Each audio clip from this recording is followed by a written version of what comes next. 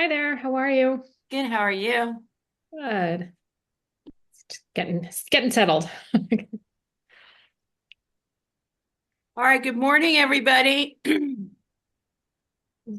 morning, good Good morning. It's a morning, blustery Morning. morning Julie. here in San Jose. It is winter time. I hope everybody had a great President's Day yesterday. We're really looking forward to having a great meeting today, talking about the Family Caregiver Alliance. They are a local organization, local to us in the Bay Area, and have much to offer. This is Christina Irving. She's going to share with us today all about it. And welcome, Christina.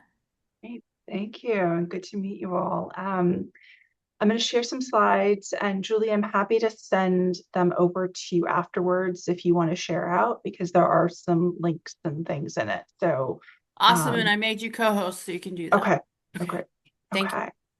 Let me share. So good to see you all. Welcome. I'll go through obviously an overview of what Family Caregiver Alliance is and what our work is. Just a little bit of background as I start. I'm a licensed clinical social worker. I've been with FCA for close to 20 years now. So working directly with family caregivers across our programs in the San Francisco Bay Area. Um, Family Caregiver Alliance is a nonprofit that was founded over 45, close to 50 years ago now, initially by a small group of folks in San Francisco who felt like, we're caring for people, particularly with cognitive impairment, and there just doesn't feel like there's any support or any resources or anything available kind of for us. They felt like they were just kind of falling through the cracks of both the medical and the mental health system. So FCA kind of came to be around that period of time. So, and feel free as I'm talking, if you have questions or comments or thoughts, feel free to jump in at any point. I'll try and leave some time at the end as well. But if there's something in particular that you're thinking about, feel free to jump in. So when we talk about caregivers, we know that term is used a lot of times in home care as well, but we're really talking about the family, the friends who are stepping in to provide care. So it's most commonly adult children, can also be spouses and partners, maybe siblings, as well as kind of friends and neighbors. And so the more we see folks who maybe don't have children or don't have an immediate kind of family, they may have kind of friends who are also stepping into that role. Um, the care that families are providing, and again, we're kind of using that Big Tent definition of family, is substantial. And in 2021, AARP's Valuing the Invaluable report, which comes out periodically, valued that care at $600 billion. So if all of these family caregivers paid for the hours of care that they were providing, it would be worth $600 billion. So it's a huge amount of care that families provide. And Well, the no, challenge is often that people don't always identify as a caregiver. They kind of just started doing this type of work, and they didn't really see themselves or identify with that term caregiving. So that is often one of the biggest challenges, is helping people recognize that that is a role that they have taken on. So there was this campaign that actually came out of Wilder Foundation in Minnesota, called We Call It Caregiving. And, it's like you call it helping dad pay his bills, reminding your husband to take his pills, taking your wife to the doctor. It might mean helping people go into the grocery store. But it's not always just the more intensive personal care, although that obviously can be a big piece of it and sometimes the hardest part of caregiving. But it can be this range of tasks. And for some caregivers, it happens really gradually. There's somebody maybe with cognitive impairment that's progressing over time, or it might be somebody just with chronic health conditions that, again, they're mostly independent at one point, and then it slowly starts to progress. And so they might have stepped in and they're just doing a few things here and there. And then over time, it becomes much more substantial. And then obviously some caregivers end up stepping in very suddenly. Somebody had a stroke or a fall that caused some significant injury or impairment, and they kind of have to jump into that role of caregiving all of a sudden. So a big part of some of our outreach and just education in general around caregiving is trying to help people even recognize what that term means and that it is a change. Even if it's something that you're doing for a spouse or a partner, where you're like, well, we always kind of shared responsibilities, that it is different when you step into that role of caregiving. Your role and your relationship starts to change, and recognizing that there is that support available and there are those resources available for caregivers at that point. So again, some of what, and these are available on our website for anybody to use, but again, helping people kind of screen, are you a caregiver? Are you doing any of these types of tasks? And then particularly in healthcare settings, because that's where caregivers often live a lot of their life, is taking somebody to the doctors, being with them in the hospital. And some healthcare providers are better than others at kind of recognizing that that person who's in the room with their patient is also a caregiver. That's actually where we get a lot of our referrals from, particularly medical social workers, you doctors. But again, it's those folks who are seeing their patient come in with somebody else who often knows what the day-to-day life looks like, what's going on. They have so much kind of expertise to share on what the needs are at home. But that piece that sometimes is missing is being able to turn to that caregiver and ask, how are you doing? What are you needing help with? What are the things that are challenging for you? And that's a lot of what our role is. Again, Family Caregiver Alliance was founded in 1977 in San Francisco. We cover 6 counties in the Bay Area, but we are one of 11 caregiver resource centers in California. So anywhere in the state, there is an agency similar to ours that is providing services. This is a statewide model currently funded under the California Department of Aging that provides this array of services that I'll talk a little bit more about in a moment. But we exist everywhere in California. Each individual site is going to have their services, and then there's actually some joint education programs that are offered as well. So there are events and classes and workshops that are listed on this Caregiver California website that folks from anywhere in the state can join. So there are those kind of shared classes and programs, and then the more direct individual services are based on geography and where somebody lives. There is a lot of national data out there about caregivers, and we tend to see, for those who are reaching out for services across the CRCs, caregivers who are providing much more intense levels of care. So about 90% of the clients served across the caregiver resource centers are providing a high level of care based on kind of how many hours a week and how much help they are providing with activities of daily living or independent activities of daily living. Over 80% are helping with medical and nursing tasks. 76% provide more than 40 hours a week of caregiving. So again, it's those folks who are really providing that intensive, high level of care that are the ones who are often reaching out for services. And we know that caregiving has an impact on a caregiver's well-being and their health. The biggest reason is often this first, that about 70% receive no paid help. So families are providing this care kind of on their own, often without any additional assistance and without any paid assistance. About a third report that their health is fair or poor, and a similar number that their health has worsened in the last year due to caregiving. And that's normally what we see because caregivers, while they're taking they're caring for the doctors all the time, they are not always going to their own doctor appointments. They may not be as good about managing their own chronic health conditions, getting enough sleep, making sure that they're eating well, all the things that we know are part of maintaining kind of good health. And then the impact of the stress on caregiving. But 21% report moderate severe depressive symptoms. If we look at those who experience mild depressive symptoms, it actually jumps up more like 50%. And this is often related to those feelings of kind of helplessness and hopelessness, that I can't kind of get the support that I need, that there isn't enough out there for me, that this is really hard to see somebody I care about and love decline in health. So we see kind of those depressive symptoms often develop over the course of caregiving, even if somebody had no history of depression in the past. And then one that I think is sometimes surprising for folks who don't work with caregivers often is how many caregivers experience loneliness. And by definition, there's another person around. They're caring for somebody. So they may be with another person all the time. And yet caregivers often report that they feel lonely. Again, this is where those relationships have changed, particularly if they're caring for somebody with dementia or some sort of cognitive impairment. They may not be able to have those same conversations, be able to talk about, how was your day? Here's the things that I'm going through, and those shared experiences in the same way.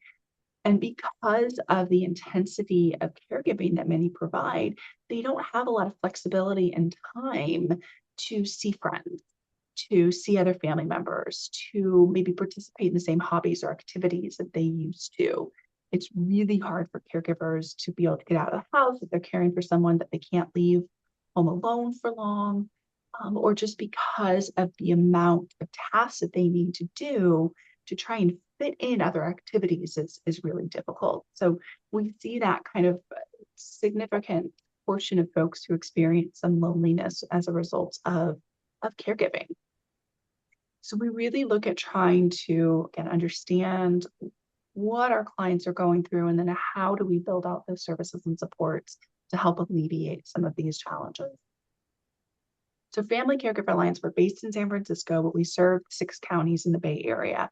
And then we also do some work nationally that I'll mention in a bit. So we cover Alameda, Contra Costa, Marin, San Francisco, San Mateo, and Santa Clara.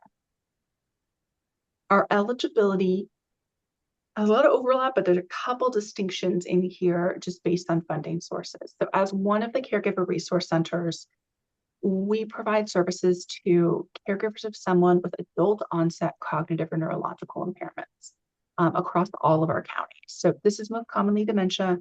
Might also be Parkinson's or stroke, somebody who has MS or ALS or brain injury. And the reason for kind of this distinction of the adult onset cognitive or neurological impairments is that the Caregiver Resource Center system was modeled after the regional centers who provide services to those with developmental disabilities. So things with an onset of under the age of 18. So when the Caregiver Resource Centers were created, they were created to kind of help fill in that gap for those who are caring for somebody with an onset of a condition over 18. But again, with a focus in this area of cognitive or neurological impairments. In some of our counties, we also have funding to provide services for caregivers of somebody over 60, regardless of the diagnosis, or who has dementia. And this is actually funding that comes from the federal government. It's the National Family Caregiver Support Program, which is part of the Older Americans Act. So that's why there's that 60 and over kind of age designation. And so that funding we have available in San Francisco, San Mateo, Alameda, and Contra Costa. In Santa Clara County, that is provided primarily by SourceWise. So if we get those calls from Santa Clara and it's somebody who is maybe 85 with chronic health conditions, but there's no dementia, then we're usually going to refer over to SourceWise for those services.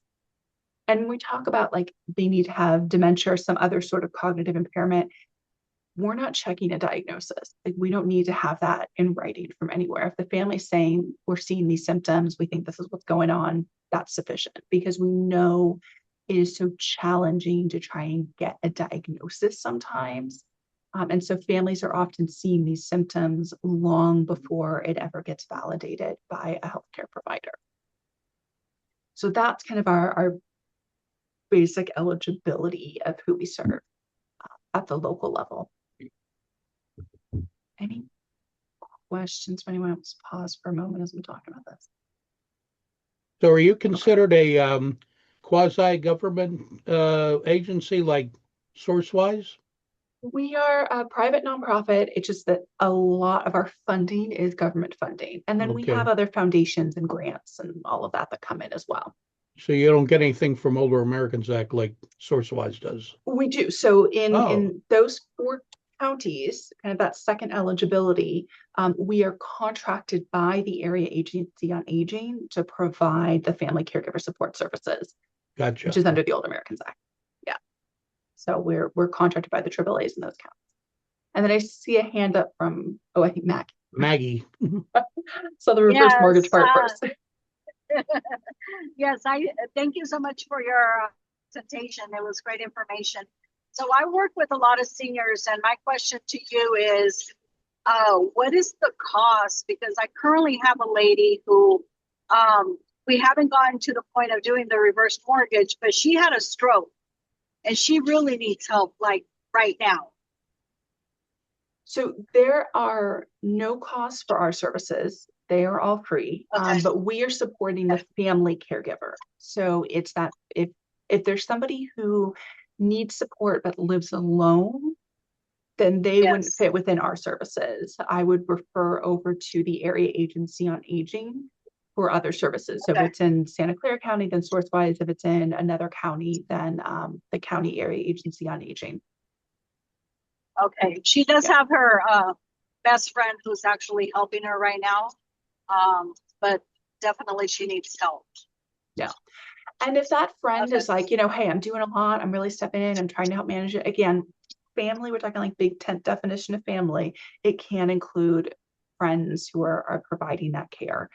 So if that friend is saying, hey, I feel like I need more support, I'm trying to do all this stuff for my friend, and I feel like I'm having a hard time navigating through this, and I also need support for myself, then that's appropriate as well.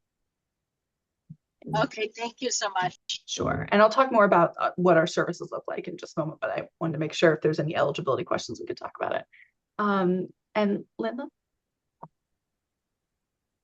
Hi, Christina. Your presentation is like exactly what I'm living right now. And so you are a godsend today. So my mom passed away last year, and my dad is my sister and her boyfriend came from Canada to care for the mom. But now my dad's health, mental and physical, has also been on the decline. He I feel like may even have some of this dementia, Alzheimer's, Mhm. but it's hard to know. Mhm. How would you be able to support that? Because I can, my dad, he used to be a manager of a semiconductor firm, made decisions very easily. Now we are seeing that he is not able to make decisions easily at all. And it's almost that I'm the one now saying, okay, Dad, I think that this would be good for you to do. And then he just follows. And so is there an evaluation? And then also, especially for my sister who is caring for him, is there some education that you provide to her to say, okay, maybe you are Yeah. now the one that needs to step in to help him make the decision? And I don't know what that looks like. So. Yeah, that's a great question. And I'm going to jump into the services more. So I'm going to hold part of that Oh, question in a okay. moment. Sure. Sure. But yes, in this instance, your sister or you would be our client, and it would be Okay. talking about how are you doing? What are the things that you're concerned about with your dad? What are the challenges that you are going through in caring for him? And let's talk about what some of those options and resources might be in next steps. Nice. And I yeah, like I'll get into more detail about that Okay. in a Thank you. moment. Thank Yeah, you. thanks. Great question. And just so I see your hand, I also saw your question. So if there was more that you had, but about income or assets. Yeah, I put it in the chat as well. Yeah. You said that the service is free. Mhm. What happened to the person if they can afford or cannot afford, if they have income or asset? Is that restricted or There is not. There is no income test for being eligible for our services. It is not based on what somebody has available. There is no cost that they have to pay for it. Obviously, that comes into play when we talk about kind of care planning and community resources. If they're looking at needing to hire in-home help or looking at other services that do have a fee, then whether they can afford that or not, are there other kind of public benefit programs that might cover those services? That comes into play in that kind of care planning conversation. But to be able to access support from us is not based on income, assets, insurance, documentation, any of that. Oh, perfect. Yeah, thank you. Yeah, as long as they meet these criteria, then they're good. All right, so talking a little bit more about kind of what we actually do, and I'm going to walk through some of these a bit more specifically. Sometimes the first is just information referral. We have our family consultation, our assessment process, a number of support groups. And then we have sometimes these vouchered services of counseling, respite, and legal that are available depending on funding. So that's a year by year kind of issue in different counties, and then education programs. And then a number of newsletters that we offer. So Connections is our kind of general caregiver one. It's going to give updates on classes, new fact sheets, or other educational information. We have a kind of shortened version for providers that's just a little bit more straightforward about things that are coming up. So if you wanted to make sure that you were kind of kept aware of FCA events, but you wanted to be a little bit briefer, there is the provider update. And then we have a quarterly newsletter in Spanish as well that goes out. So kind of that initial information referral intake, people come up to us or come to us from a number of different ways. But some people are really wanting to kind of go on for other services, but others may also just be looking for that initial help. So they're able to talk with one of our resource specialists about what's going on for them. Are they looking for specific referrals, maybe for support groups, for home care, adult day programs, or looking for some medical information? And that may really be all they're looking for right now, is just some of those referral information. And we'll provide that to them, send them information as needed, connect them with other community programs and agencies.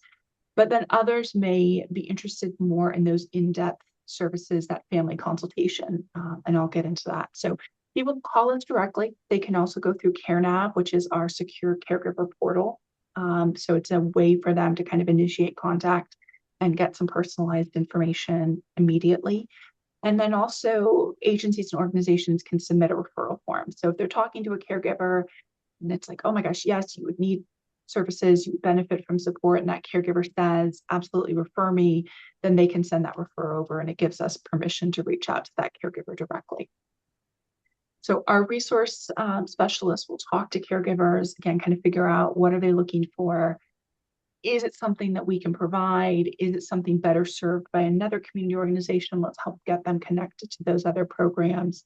But for those who really are needing kind of more support and often more ongoing support, then we connect them to our family consultation process. So our family consultants are master's level social work, marriage and family therapists, gerontologists, who are going to provide that more comprehensive assessment to caregivers, provide that ongoing support, and really help them think about what are they needing and what's available. We currently have staff who speak Spanish, Tagalog, Mandarin, and Cantonese, and we will then use a language line service if needed, if it's beyond our internal language capability. Most of these assessments are phone or video for folks. Occasionally we'll do things in person as well, but given that we cover 6 counties and how bad Bay Area traffic is, we tend to do more of it virtually so that we can actually get to as many folks as we can.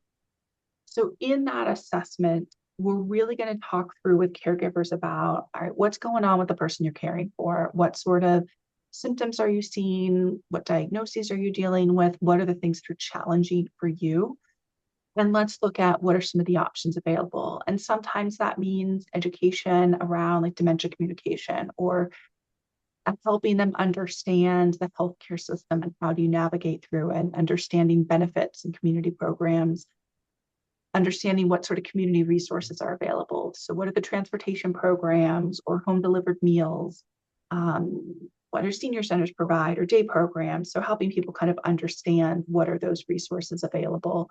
And then looking at what are the things that are most challenging for them, and how do we help either directly provide that information or education, or kind of coach them on how to get it. So sometimes the conversations that we have with caregivers are about, okay, that's a great question for your doctor, or that would be really helpful to have a physical therapist come out to the home to do some home safety assessment about modifications and transfer skills. And here's how you ask the doctor to get that authorized. So sometimes we're giving people that guidance on how do you access the resources that should be available to them that they just may not know how to access and how to use. And we'll look at, are they eligible for some of our other services that might be helpful for them? And we're available then long-term. So we do this initial care plan with the caregivers, and then we're available kind of as they need to check in, as things change. It is not a case management service where we're, maybe going out with them to appointments or helping to screen home care providers, but we are able to provide that long-term navigation. So we have clients that have been open with us for 20 years because they've been caregiving for that long, and people will kind of come in and out for services. So sometimes things will stabilize and things are going okay. And so we may not hear from people as often. And then as things change, kind of they'll pop back in and say, okay, well, this is what's going on now. What should I do? What's available? Or I just need to kind of check in and get some support. And so we'll work with people kind of long term. They'll have their family consultant who is their kind of point of contact for questions and needs as things come up. We have a number of caregiver support groups that we offer. We have 3 different ones on different days and times that meet actually on a weekly basis, like for 6 weeks. They'll pause and kind of come back in. And some people will stay in it for a really long time. Other people might come in just for a couple of the sessions. So they'll come in maybe for 6 weeks and maybe another 6 weeks, and then they might break. It just kind of depends on what the caregiver needs. And then we have some population-specific support groups that we offer based on what we are seeing the needs were from clients. So we have a young caregiver support group. We say kind of under the age of 40, but like we're not going to card if they're 41 or 42, like they can still join. It's really just that this was a group of caregivers that we were seeing increasing numbers who were in their 20s and 30s, and who often felt like other caregiver support groups were not a fit for them because it was more commonly people in their 50s, 60s, 70s. And they're like, it's a very different life stage. I'm trying to deal with, starting my career. They might be trying to deal with dating at the same time as caregiving, or having really young children at home. So it was just a different kind of cohort and different needs. So we have this young adult caregiver support group. We also have an LGBTQ caregiver support group that we offer in partnership with Open House, which is a really wonderful LGBTQ organization in San Francisco. We have an African American caregiver group. And then we have some of these broader kind of like email discussion groups that are email based. They're open to people nationally, whereas the rest of our groups, we mostly focus them local. We're a little bit more flexible in the young caregiver support group. But the others are definitely kind of local Bay Area folks only. But these email discussion groups, it's amazing how much people share with folks. At one point, we tried to transition people over into another kind of forum that existed, and they said no. Like, we want this to stay this way. We want it to stay as an email group and not a discussion board. And so we've left it as is. And it's an unmoderated, but that people are really well engaged in that. So lots of support groups. If our groups are not the right fit, or somebody's looking for maybe a diagnosis specific support group, then we'll refer to like Alzheimer's Association or Parkinson's or stroke associations, and connect people to those other groups that are out there as well. So we try and stay current on what other groups exist, just so that people have options and they can find which one feels like the right fit. Okay. And then I mentioned kind of our voucher kind of services. These are a little bit more limited. It's definitely for folks who have had to have a caregiver assessment. And I will say the funding for this varies year by year, depending on what funding is available through our county or state contracts. And they will also vary a little bit county by county because the funding looks different across every county. So we do have some funds for short-term respite grants. So this is meant to give the caregiver a break. It is not kind of long-term financial assistance and paying for the cost of care, but is really meant to give the caregiver a little bit of time off.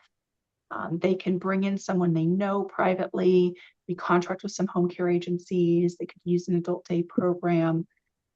In theory, people can use like an assisted living or memory care facility, but it's really hard to find any that will take people for short term these days. So that's less commonly used, but technically is a possibility.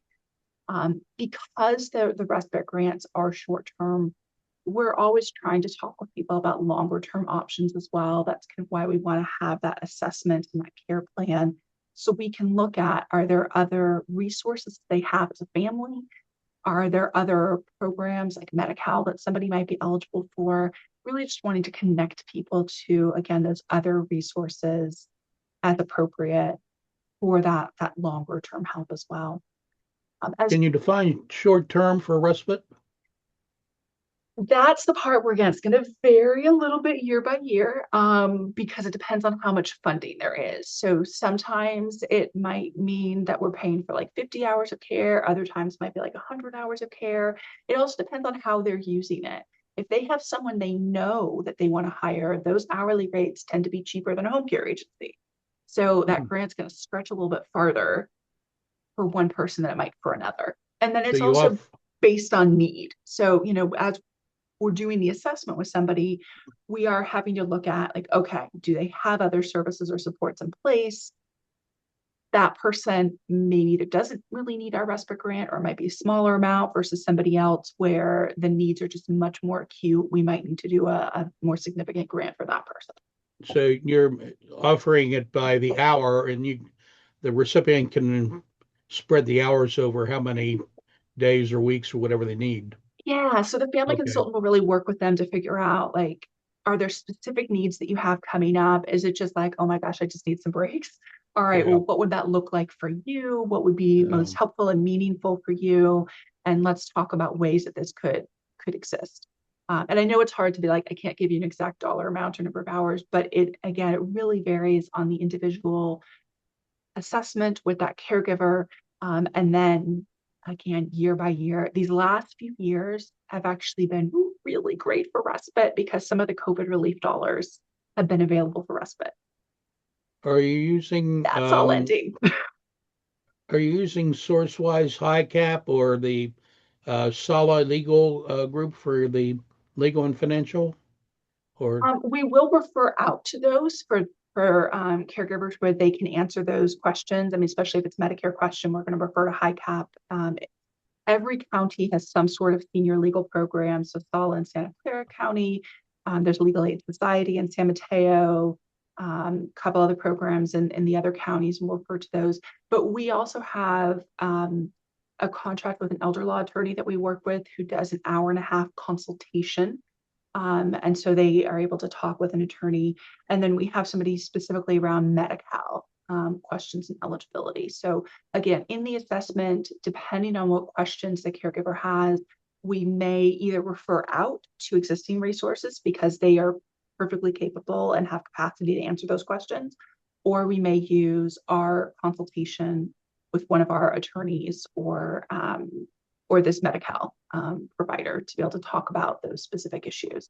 okay. And then some funds during the year for short-term counseling. So this is 6 sessions really focused on caregiving. So we have therapists that we use who have an expertise and significant background in supporting family caregivers. And so it's not as appropriate for those caregivers who might have other long-standing mental health issues or there's some really significant issues that they want to address. But for those who are experiencing more of those mood changes or stress related to caregiving, we may provide that short-term internal counseling as well. There is also a really great program through SCAN Health Plan. So it's a Medicare Advantage plan. Yeah. They're mostly based in Southern California. They cover a couple counties up here, but they have this community benefit available to anyone anywhere in California that provides free counseling. I think it's up to about 12 to 15 sessions for any older adult 55 plus or any caregiver of somebody 55 plus. So we also will use that program either when our funding is running low or if we think there's somebody who would definitely benefit from more sessions than we can provide, we might refer over to this Insights Counseling Program through SCAN. So again, we're looking at kind of what can we offer internally and also how do we help link people to other resources that are available just to stretch all the resources that we all have as much as possible. Okay. We do a lot of education programs. Some of these are going to be more focused for Bay Area clients, for caregivers specifically. Others are going to be kind of open to anybody. So we do webinars every month those are open to anyone, anywhere to join. And there'll always be some classes that won't have that kind of line in the registration that says open for San Francisco Bay Area only. And that's really based on our funding, that we know we need to hit certain numbers. And if we are needing to keep certain classes a little bit smaller because they tend to be more interactive, and so we have to limit the number of people, then we're going to limit it to our San Francisco Bay Area folks. We want to make sure that they can get in. I'll give you some examples of some upcoming classes in a moment, but we have a lot of them available online. We have some recorded classes available, a lot of fact sheets. I think we have about 400 pieces of educational content on our website between fact sheets and videos. Many of them translated into multiple languages, so into Spanish, Chinese, Tagalog, some into Vietnamese, a few into Korean. So they're all on our website and all available for people kind of anywhere to access. Yes, I will put the link in at the end. I don't think I can copy it from here at the same time. So, but yeah, I will add that in at the end. And then again, I'll share the slides out to Julie to pass on to everybody. So some of the upcoming programs that we have this Let's Get Away series that we do in partnership with the Hummingbird Project.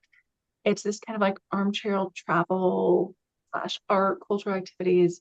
And it's ideally meant for both the caregiver and the person they're caring for to be able to join and do together. So it's like, you can't get out, maybe go to senior centers. You can do this kind of virtual engagement program together. And so each week we'll have a different kind of topic or focus, and you can see them all, and people can sign up just for one, they can sign up for all of them. But it's regularly ongoing. We'll have little pauses and then we'll continue on. We have 2 classes this month coming up. Which one is tomorrow? Caregiving 101 and Dementia 101. These are open a little bit more broadly to anybody. They are overview around kind of caregiving. What does it mean? How do you get support? And again, more broadly around dementia. We frequently do more specific dementia communication classes and dealing with challenging behaviors. And so that's one that we do almost quarterly. So that'll be coming up again as well. And then we have, in partnership with the director, Caregiver Love Story is a short documentary about a caregiver was caring for his wife in the last few months of her life. And so it followed kind of their journey. And so it's a virtual screening and then a Q&A with Dr. Jessica Zitter, who's the director. She is a palliative care and ICU physician at Highland Hospital in Oakland. And she created this documentary. So there's a screening for that. Again, I mentioned this might be a little hard to read depending on what screen you're on, but then we have a lot of educational content. So this just gives kind of a quick overview of some of our most popular resources, some specific to dementia or self-care, some around planning for care. So like, how do you hire help? Hospital discharge planning, effective communication with healthcare providers, and then also on the daily care tasks. So again, caregivers are often doing a lot of personal care, a lot of medical care. And one of the biggest challenges is they're not usually trained for any of this. And so how do they get some of those skills? So we have a video series called Caregiver College. It was actually filmed in the home of one of our clients with her and her uncle as our actors, about, how do you help somebody get into the shower? How do you help them get on the toilet? How do you help them transfer from, a bed into a wheelchair?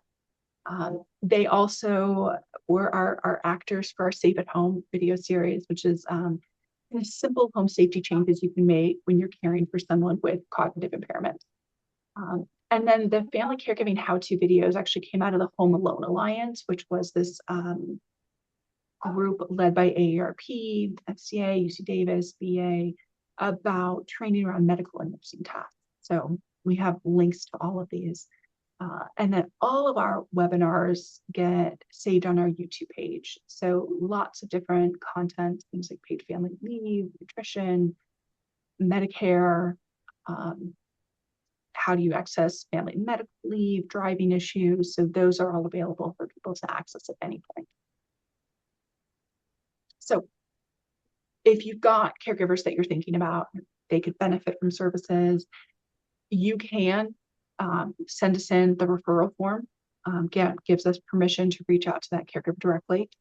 That caregiver can just call us and they'll talk to one of our resource specialists at intake who will explain a little bit more about our services, or they can begin online through CareNav, again, which is our secure caregiver portal. They can create an account through that. They'll fill out some questions.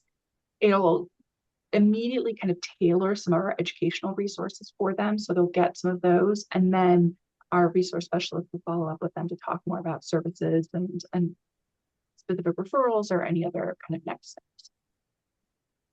So that's most of our local services and programs. And I do just want to highlight quickly kind of our national services. So we do provide information referral at the national level, either through calls directly from caregivers or emails or through CareNav, again, our portal that's open to people across the country. Most of our webinars, anybody anywhere can access. Again, a lot of our videos, some of our classes, again, there'll be certain ones that will say kind of local for San Francisco Bay Area only, but otherwise a lot of them are available. Those online discussion groups in our newsletter.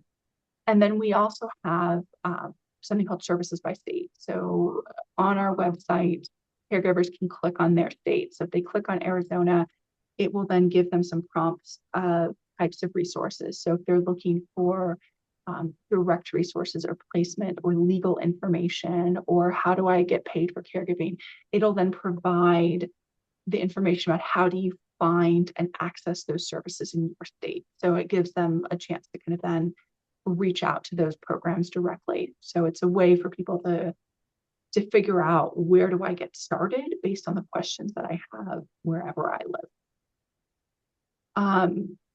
So we have on our homepage, again, we've got the languages up at the top that will direct people to the fact sheets immediately in their language. But we also then can get people over to CareNav. So our caregiver portal, you'll see the links to it on our site. And they'll kind of click that join in. Again, they'll answer a few questions and it will get them to their own kind of customized dashboard with these kind of top resources for them based on the questions that they answered and what they said they're looking for. And then our resource specialists will follow up with them from there. We are also offering, if folks have heard about the GUIDE program. So this is a Medicare program. It stands for Guiding and Improved Dementia Experience. It is a program specifically for people with dementia who are on traditional fee-for-service Medicare. So it means they cannot be on a Medicare Advantage plan. So if they're on Kaiser, they have Health Net or Anthem as their Medicare provider, then they would not be eligible for the GUIDE program. But for those who have traditional Medicare, they are eligible for it. It provides them a dementia care navigator who is providing that ongoing support, that resource connection, helping them with education and access to services, and potentially up to $2,500 a year of respite. So we are offering this program in partnership with Tembo Health, which is a dementia-specific healthcare entity. They do not replace people's primary care doctors. It really is like an additional service. So Family Caregiver Alliance is providing that dementia care navigation for the family caregivers. And then they have access to the Tembo team for virtual urgent care issues as well, or those medical questions. So if somebody is interested in GUIDE, they can connect to FCA or directly to Tembo, who is doing that initial enrollment and eligibility check. And then they'll come over to FCA for that care navigation. So that is a program through Medicare, Center for Medicare and Medicaid Services. It's being offered kind of all across the country by a number of different providers. And with that, I will stop and see what I missed in the chat, but I will also stop share in a second so I can see you all and if there's any other questions. And I'm happy to answer. Yeah, any other questions that folks have about our services?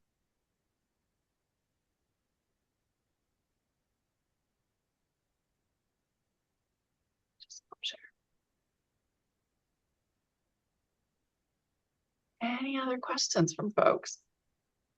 While I pull up the link. Well, that was an amazing amount of information and good new information that we can utilize. I'm really excited to know, especially about the guide program. Uh,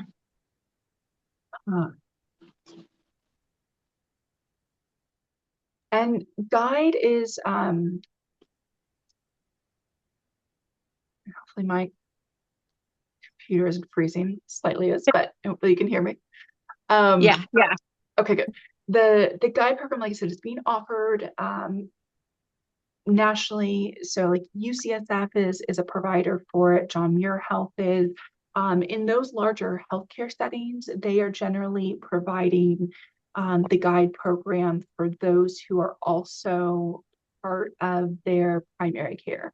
So like for UCSF, if you're getting your primary care at UCSF, then you potentially could also utilize their guide program. For those who might reach out to UCSF but are not part of their primary care network, we're actually getting a lot of those referrals because they're trying to limit it a little bit more specifically. So you'll see some of those differences across guide. Joe, did you have a question? Joe. I was asking, Christina, where are you located physically? Are you local or? Our office is in San Francisco. Not everyone's in all the time because so much of our services are remote and virtual. So we've got staff kind of spread out and about. So yeah, we cover the 6 counties out of the one San Francisco office.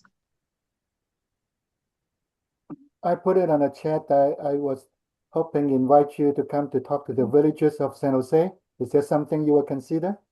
Yeah, that's definitely a possibility. And I'm going to stick my email in chat as well. It's on the front slide. But until you get that, I will stick my email in chat and feel free to reach out to me and we can figure it out. Perfect. Thank you. Sure. Yeah, so iterate what you were saying, just so I can understand it. So Yeah. you are in Santa Clara County, I see as one of the counties, and your services are covered by, is it the through Medicare or Medi-Cal or through, So how most of you our guys funded? How do you keep the lights open? Exactly. Most of our services, again, outside of the guide program, which is really specific, most of our services are funded through the state, through the California Department of Aging, as one of the caregiver resource centers. And then again, we have some of these contracts within counties under the National Family Caregiver Support Program, which is part of the Older Americans Act. So it's a combination of funding. And for most of our clients, they don't know where the funding is coming from or how much is one piece or how much is the other. Again, as long as people meet overall that eligibility, then it doesn't matter for kind of the client side. But most of it is those government contracts that fund the majority of our services. And then, foundations and grants and donations, and then all the stuff we try and piecemeal together as a nonprofit. Yeah. Right. Yes, that's part of the nonprofit. You get a portfolio of funding to keep the lights open. And Exactly. I appreciate that.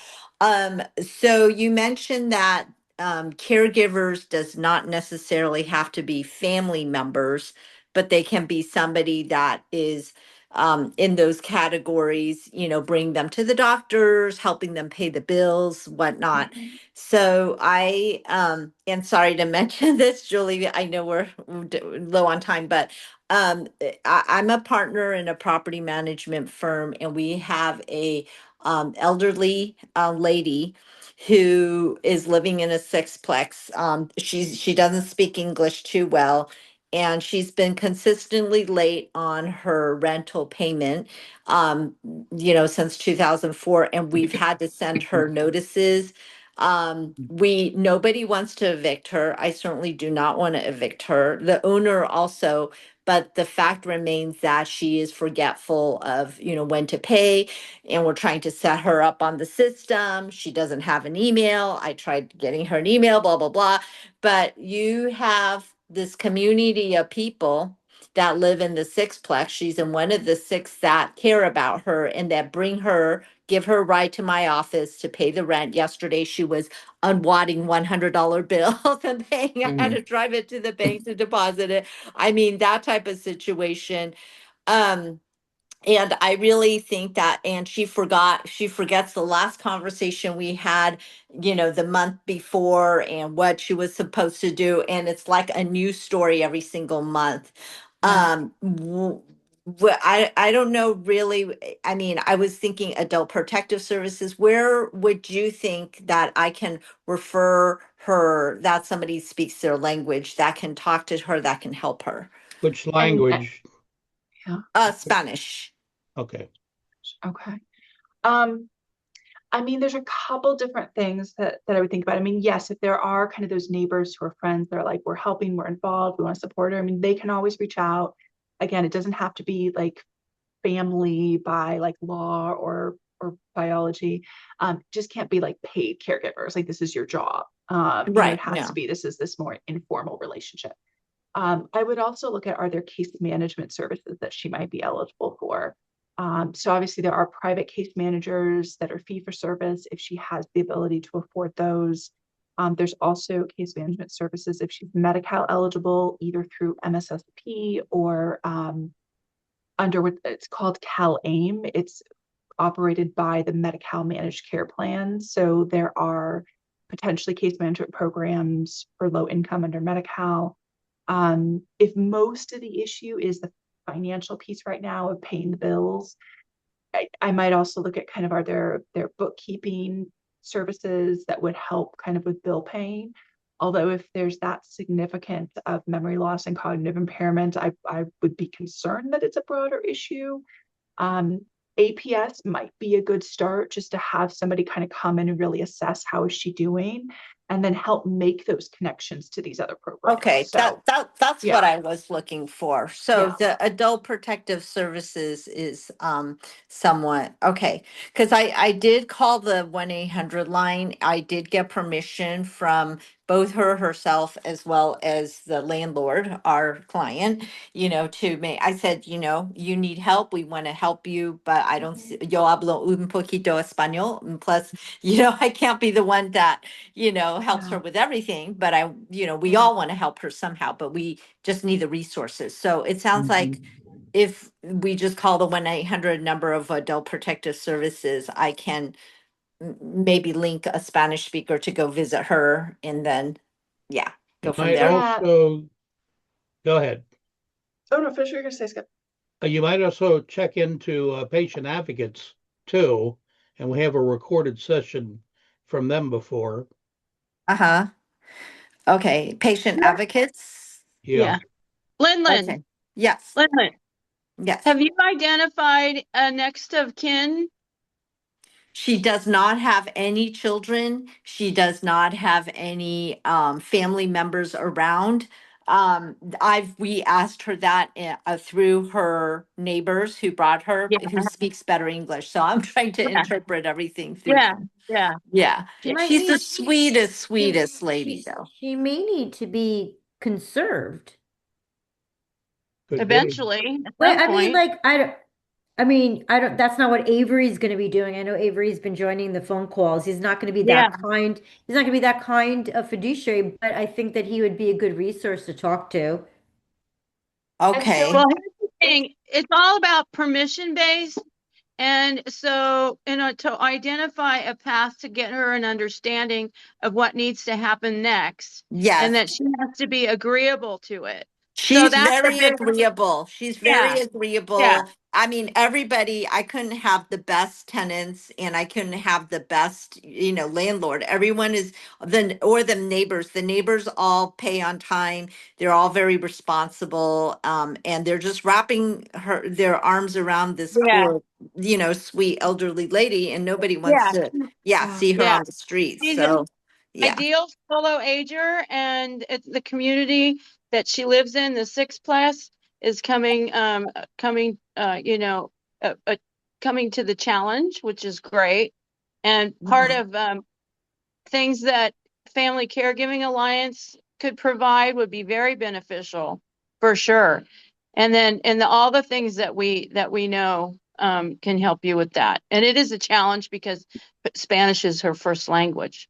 So Right. And yeah. the thing is we're talking basic challenges because the reason why she wasn't getting our phone calls and now we have to give her notice is because she wasn't paying her phone bills and now Yeah. her phone's not working and now she Yeah. doesn't have access to email. Now she has to use I have to give her an email, but then one of her neighbors needs to be the recovery phone. I mean, we're Mhm. talking Oh yeah. micro, like All let's of that. yeah. So Yeah. I think, yeah, I'll call Adult Protective Services again and Yeah. see if I could And they, get someone there. Yeah. one of the things that they could potentially do is try and connect, like, one, has she also seen a doctor? Like, is there even an assessment of what her both health needs are as well as cognitive impairment? Yes. So that question of, could you get her connected to a fiduciary? It's like, well, she's still at capacity.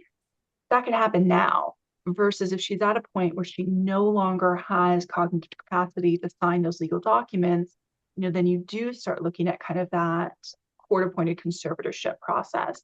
But somebody needs to really assess what are her abilities, what can she do, what services then can you put in place because she agrees to them and says yes, and she legally can sign up for them, versus things where it's like, oh, maybe Right. not. So that was my next question is am I in the place, that I am legally able to do that as long as I have her consent? And do I need a written consent from her, in Spanish, translated English? Like, yes, I give my property manager partner the right to call social services for me. Or, So under the property management, I don't know. And this would be a question maybe for Julie, whether you all fit this. For myself, we are mandated reporters within the field that we're in as social workers working with older adults. We're mandated reporters We for are elder too. abuse, and you are as well. Okay. Yeah, we're So fiduciaries. not so much maybe in your property management role, but under the senior realtor, like if you are a mandated reporter, then you actually don't need the permission. oh, You can okay. just make the report. Okay. Obviously she's verbally given it to you, so Yes. Yeah, either way but you can kind of do I it. don't, yeah, I've heard of situations, and actually it was a PG&E guy that told me this week that he's like, hey, I got in trouble by trying to help an elderly lady with turning on the breakers, which was not his job. He doesn't do anything internally. Sure. And then she turned around and filed a lawsuit against the PG&E saying that he came and after he turned on the breakers that nothing was working again, and now she wants $6,000 from him. And then of course during the time when he was being helpful to Yeah. this elderly lady, because he was like, it was hard for her to do and he was trying to help, he did tell her, I can't do it, but she's like, don't worry, I won't sue you. And Yeah. so she might have forgotten that she said that, so he got burned. And so I don't want to be Yeah. in that Oh, situation, no, so no, no. Yeah. Yeah, To adult exactly. protective services, I mean, anybody can make a report. If oh, you're okay, not a mandated reporter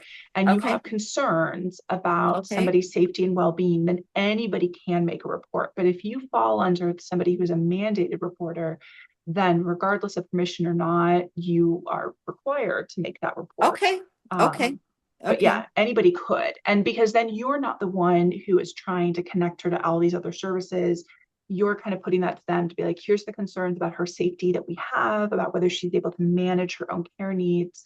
And then it's up to them to kind of follow up, do that assessment, and help okay. make that connection then.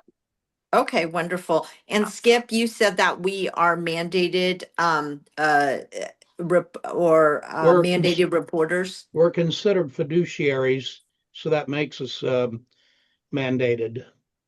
And that is under our series. Our license, because we're licensed as DRE.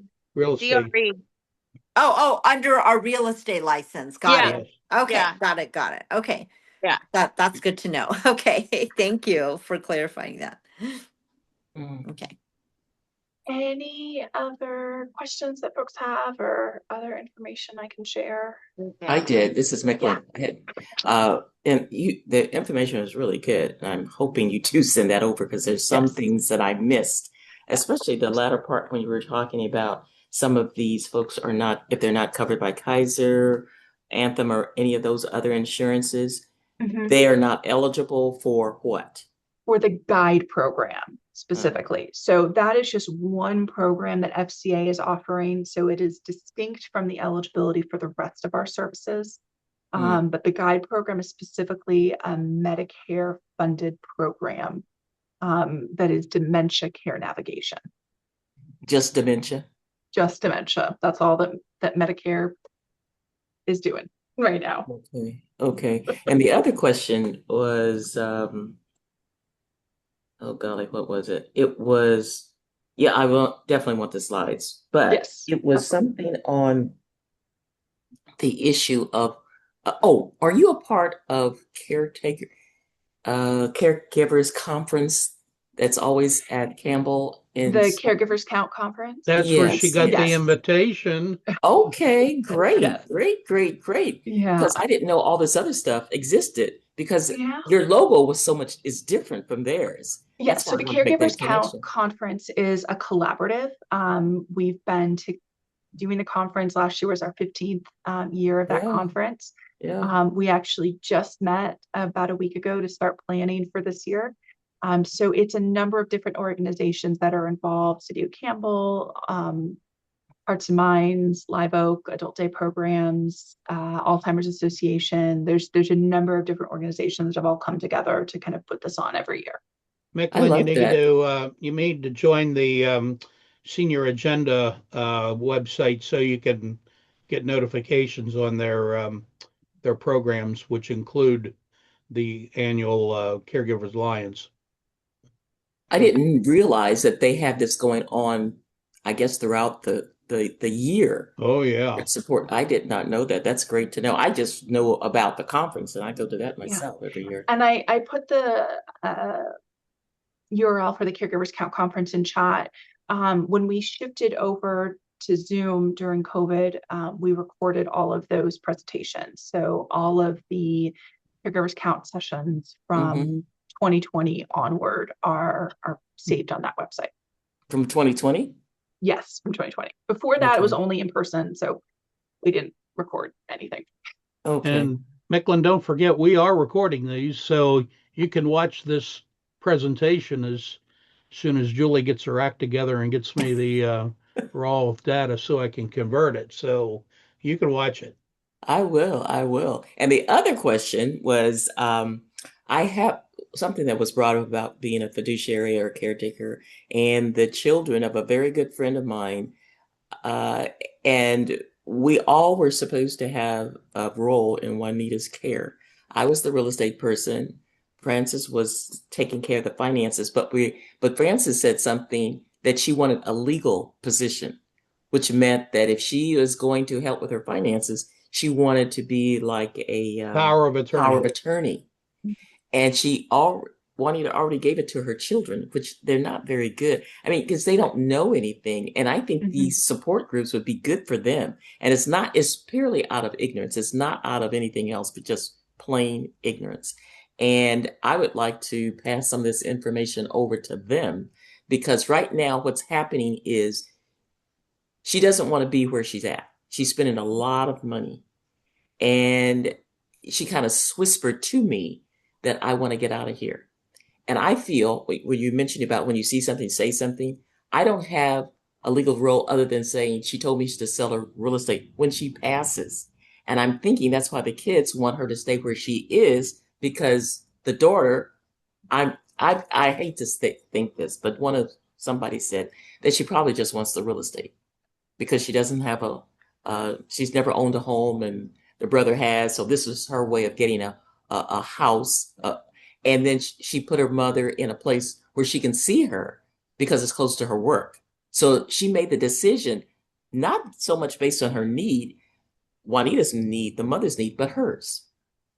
That's the part I don't like.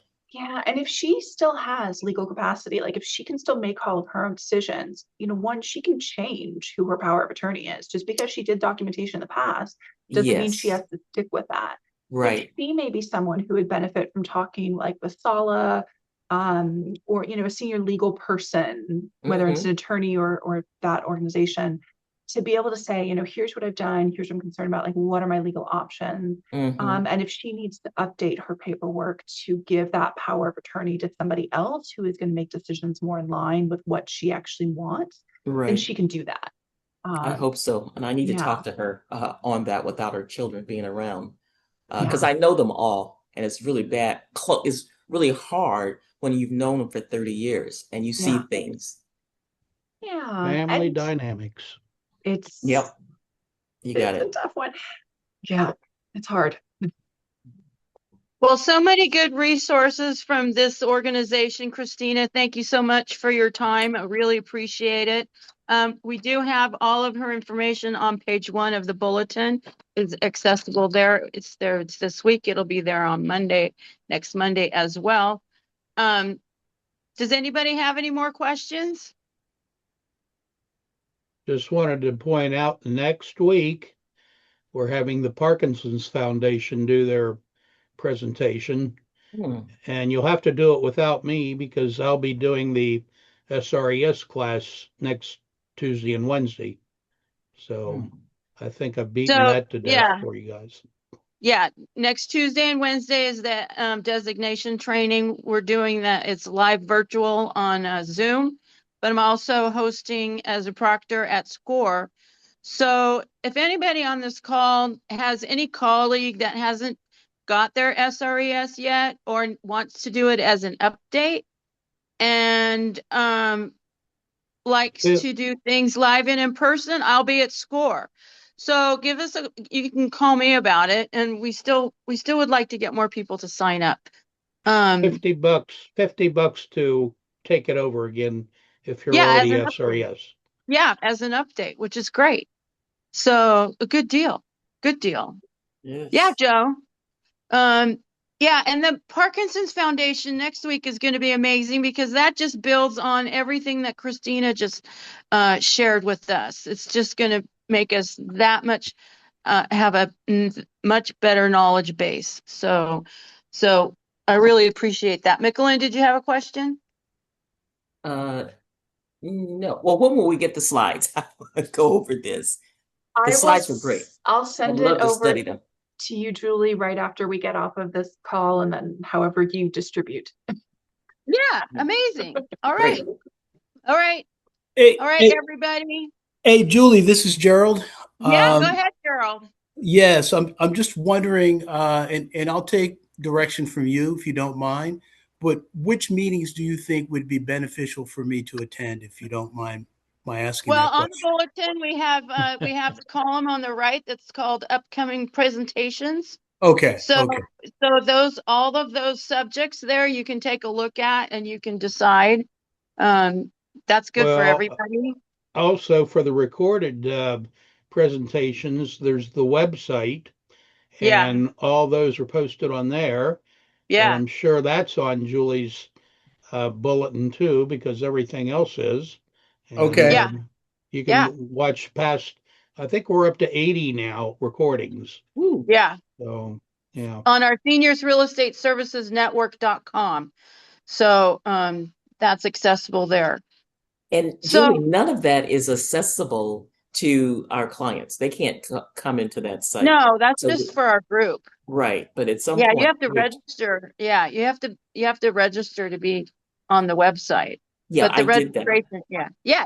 But we were talking about having something consumer facing so they could Not get yet. whatever. Well, So, we all want to have something consumer facing, don't we? okay. Well, some of them, if they could take not everything off that site, but some of the things that would be posted on a Well, monthly I basis. think if they're interested, you could probably contact either Julie or me, and we can work around it so they can watch it without having to be part of the group. Okay. All the Well, recordings. that's a co-branding and topic oriented type of situation that you can talk about for your business, Michelin. That's kind of stuff we talk about at Market Makers. Okay, great. Well, Yeah. the recordings, when I do them, I have to convert them to YouTube. So when I do, they're on my YouTube platform, and you can just Yeah. go to That's YouTube and another- watch them without even going Yeah. to the website. Oh, Yeah, that's a good idea. resource too. Yeah. So I could take it Oh. off your website and copy it to mine. I have a YouTube channel. On the YouTube website. On the YouTube, that's what I meant. I Yeah. just look for you, and I could copy it and save it to my YouTube. I guess. Well, I'm not an expert on it, but sounds good to me. I'll try it. So Gerald, did that answer your question? He's gone. Yes, it did. Oh. Yes, it Oh, did. good. Awesome. Thank you. You're welcome. Thank you. All right. All right, everybody. Great meeting. Thank you for all this Thank great you. information. Thank you so much. That was Thank okay. you. It was all Come on, right. Skip. Have a Yeah. great week. Thank you, everyone. Thank you, Christina. Thank you, You're Julie. wonderful. Thank you, Skip. Absolutely. Good to Bye. meet you you all. Thank you. Hugs. I guess this is